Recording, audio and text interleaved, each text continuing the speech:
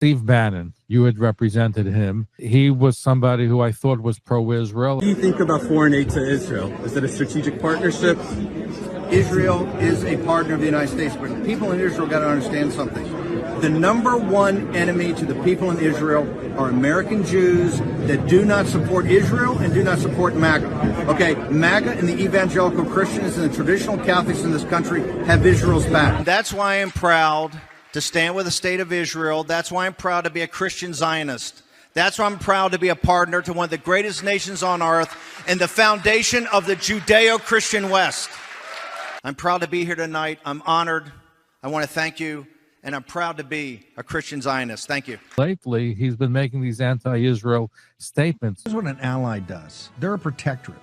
An ally, if you're an ally, come and run it by the man before you do it.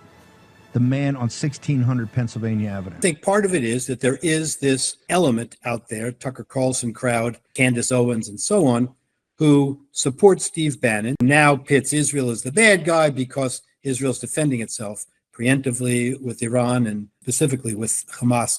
Unfortunately, there's a lot of anti-Semites in that crowd, without any question. You can see it in the responses to some of the posts that they make. Many of the people responding to this are just saying outrageous things, absolutely anti-Semitic, and Tucker Carlson's gone off the deep end with it. I'd like to think that Steve Bannon is not an anti-Semite. I've been in touch with him recently. The situation in Israel, he said, Netanyahu has to finish the job. And I said, he's trying to finish the job. But in terms of the, nuclear facilities in Iran, they needed help. And they also need help intercepting the missiles and all that. We weren't trying to get anybody else involved in a war. But, the United States is a strong ally of Israel. And Iran poses an existential threat to any country in the world if they were to get nukes, including the United States.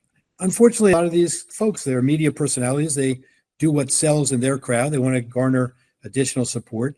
And I believe that's a very misguided section of a political party right now. And I'm very, very proud and pleased that President Trump has stood up to them. And he called Tucker Carlson out for what he was and what he said at the time he said it. And he made the right decision. So many anti-Semites out there. It's chic to become anti-Semitic, I guess, today in certain circles.